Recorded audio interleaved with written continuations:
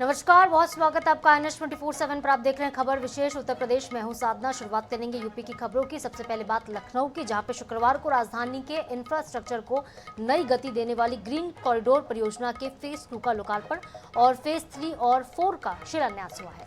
रक्षा मंत्री राजनाथ सिंह और मुख्यमंत्री योगी आदित्यनाथ ने संयुक्त तौर पर 1519 करोड़ रुपए की इस परियोजना का शुभारंभ किया है।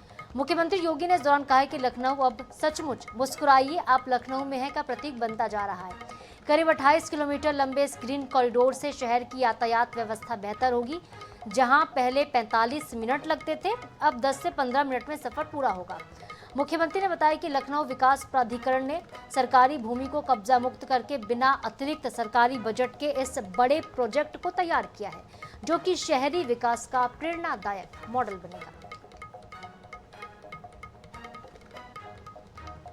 ये लखनऊ के भविष्य के विस्तार के साथ साथ विकास का भी एक प्रतीक बन रहा है। जो हमने उत्तर प्रदेश को 2029-30 में $1 ट्रिलियन की इकोनॉमी बनाने का लक्ष्य रखा है, उस लक्ष्य को प्राप्त करने में जो महत्वपूर्ण मानक होते हैं, उनमें अर्बनाइजेशन एक महत्वपूर्ण घटक है और वह लखनऊ उस दिशा में आगे काम कर रहा है। और उसी कार्यक्रम को आगे बढ़ाते हुए अब आप देख रहे होंगे, हम लोगों ने स्टेट कैपिटल रीजन के रूप में इसके विकास को और तेज गति के साथ आगे बढ़ाना प्रारंभ किया है। लखनऊ EI सिटी के रूप में विकसित होगा, इसके लिए भी धन की व्यवस्था हम लोगों ने कर ली है। अगर इमर्जिंग टेक्नोलॉजी के क्षेत्र में लखनऊ आगे है, अत्याधुनिक इंफ्रास्ट्रक्चर, जब देश के सरफेस ट्रांसपोर्ट मंत्री के रूप में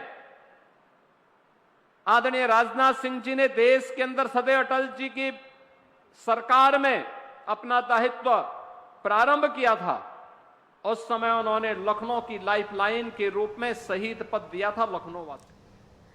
तो लखनऊ में रक्षा मंत्री राजनाथ सिंह ने शुक्रवार को ग्रीन कॉरिडोर परियोजना के दूसरे चरण का लोकार्पण किया और इस दौरान उन्होंने कहा है कि मुख्यमंत्री योगी के नेतृत्व में यूपी में विकास अब केवल कागजों तक सीमित नहीं रहा है, बल्कि जमीन पर दिखाई देता है। करीब 28 किलोमीटर लंबे इस ग्रीन कॉरिडोर पर लगभग 7,000 करोड़ रुपए खर्च किए जा रहे, जिससे लखनऊ के करीब 15 लाख लोगों को जाम से राहत और बेहतर आवागमन की सुविधा मिलेगी।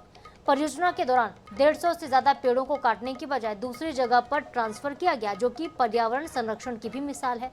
राजनाथ सिंह ने आगे कहा कि डबल इंजन की सरकार में उत्तर प्रदेश का तेजी के साथ विकास हो रहा। लखनऊ इंफ्रास्ट्रक्चर, स्वच्छता और सुरक्षा के क्षेत्र में नई पहचान बना रहा है।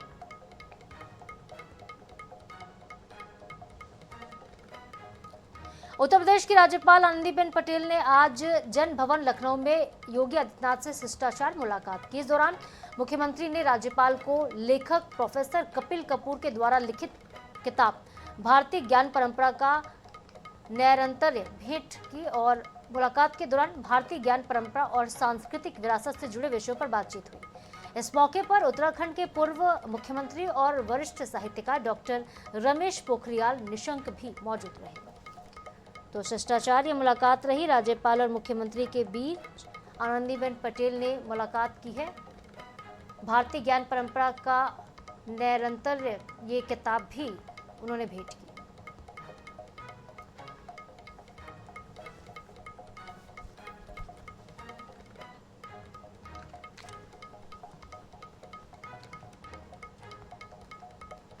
राणा बेनी माधव बख्श सिंह के स्मारक समिति रायबरेली के प्रतिनिधि मंडल ने शुक्रवार को मुख्यमंत्री योगी आदित्यनाथ से उनके सरकारी आवास पर मुलाकात की।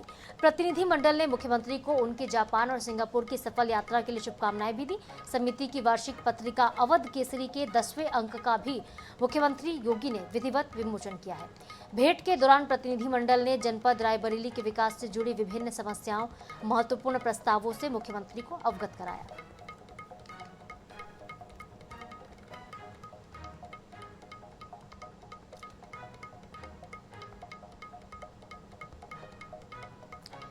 खबर लखनऊ से है। लोकसभा के नेता प्रतिपक्ष राहुल गांधी काशीराम जयंती पर आयोजित संगोष्ठी में शामिल हुए, जहां पर उन्होंने कार्यक्रम को संबोधित किया और केंद्र सरकार पर तीखा हमला बोला। नरेंद्र मोदी की सरकार ने देश के एनर्जी सिक्योरिटी से समझौता किया, विदेश नीति में भी झुकाव दिखाया गया है। राहुल गांधी ने बहुजन समाज के नेता कांशीराम के संघर्ष को याद करते हुए कहा कि समाज के 85% लोगों को उनका अधिकार दिलाने के लिए लड़ाई जारी रहेगी।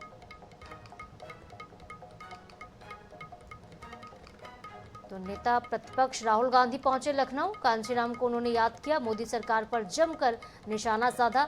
मिडिल ईस्ट में हो रहे तनाव युद्ध के चलते जिस तरह से तेल और गैस की सप्लाई प्रभावित है, इसको लेकर भी तंज कसते हुए नजर आए राहुल गांधी।